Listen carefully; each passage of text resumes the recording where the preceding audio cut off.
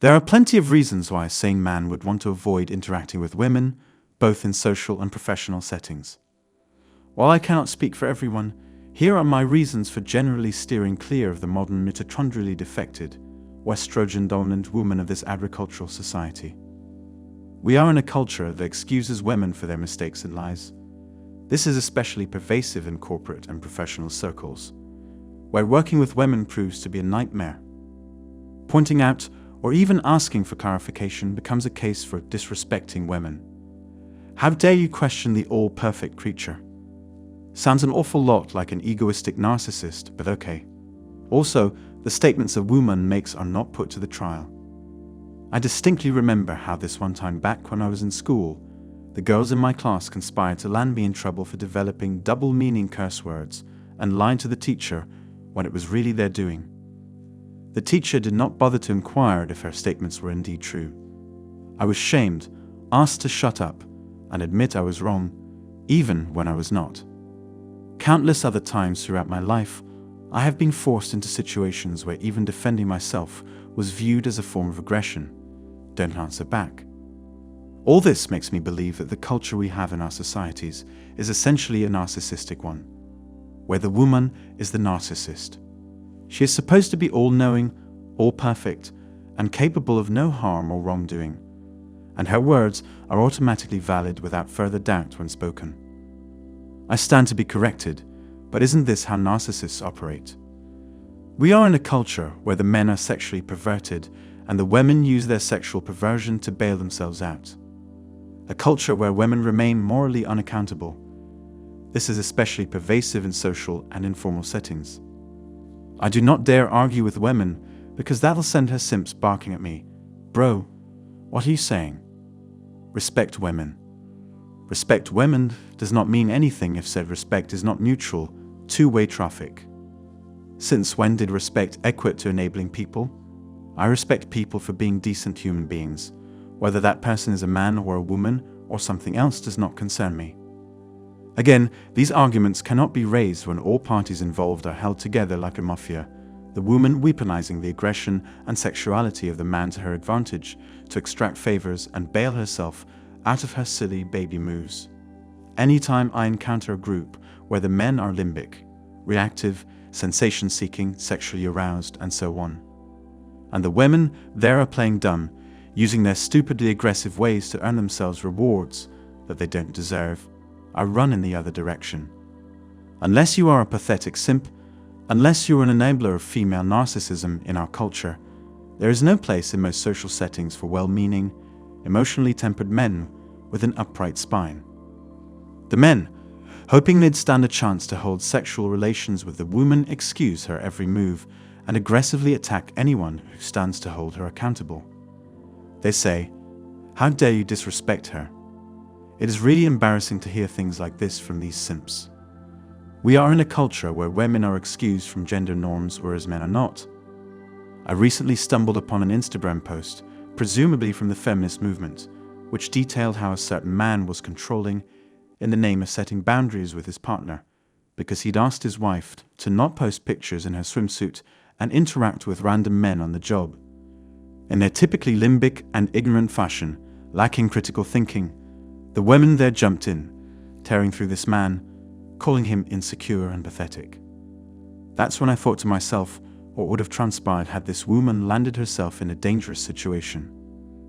The man would have been expected to bail her out, and just like that, the gender norm for the man, as the protector, is still maintained in full effect. If the woman wants to be totally free, the man too must be freed from the expectation that he must be there, ready to jump in and risk his own life to protect his woman at a moment's notice. You don't call a flight attendant delivering the safety instructions on a flight controlling, do you?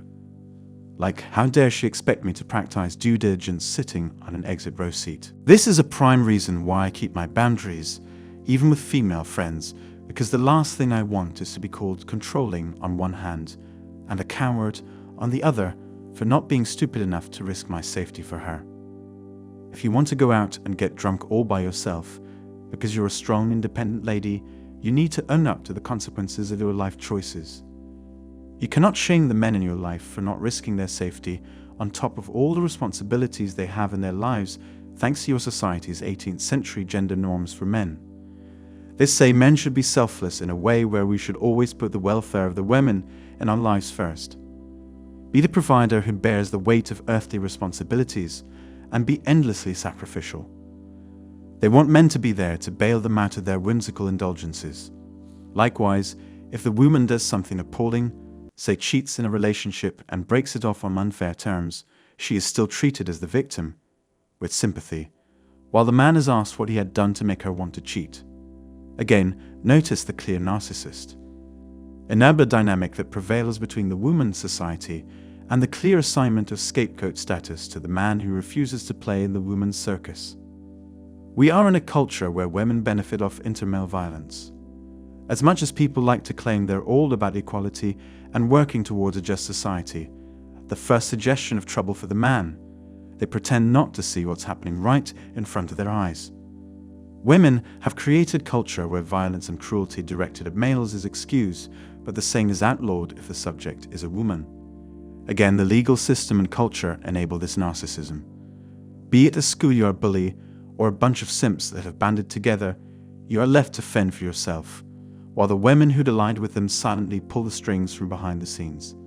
These men can come marching down at you, antagonizing you and calling you a pussy, because you politely decline to engage in debate with a female co-worker who would challenge you, and these sorts of transgressions are perfectly acceptable in the cultural discourse, something the so-called feminists stand behind and encourage from what I've observed. Pointing this out will invite more sexist mockery. Oh, what are you going to do? They might say I'm whining because I can't defeat a woman. Men are held to 18th century gender norms, taking root from within a culture of honor. Be sensitive to insult and provocation, for if you didn't, you are not a man. Which begs the question, are we fighting for gender equality or privilege for certain groups?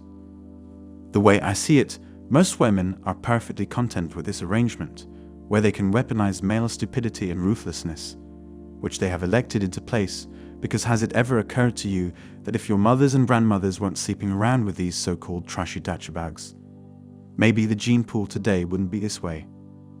Anyway, they can weaponize male stupidity and ruthlessness to do the dirty work for them in their culture. It's only when the men they ally themselves with, the thugs, crooks, and charlatans direct their bad behavior at them, do they come to notice the patriarchy. When their same boyfriends and husbands are out there, causing trouble for other men, they claim to be blind, as long as they can secure the rewards such a man can earn within their culture for themselves. Like the queen bee, the woman of modern society wants drones, some stronger and bigger with elevated social ranks, and some weaker and smaller, condemned to fumigating the city's sewers, but drones nonetheless. Nowhere is this desire for male stupidity more evident than in the way scores of women treat the stronger and bigger drones. Again, notice that the woman does not want a strong and smart guy, the one who has emotional composure and knows himself, but rather another drone with more leverage, social powers, that she can wield selfishly through no awareness of the man. Anyway, that's all for today on Manhood. Don't forget to smash the like and subscribe buttons, and also click on the notification bell to be the first to know when I drop a new video. If you find value in my videos, you can show your support through PayPal or Cash App. The links are in the description. See you next time. Cheers.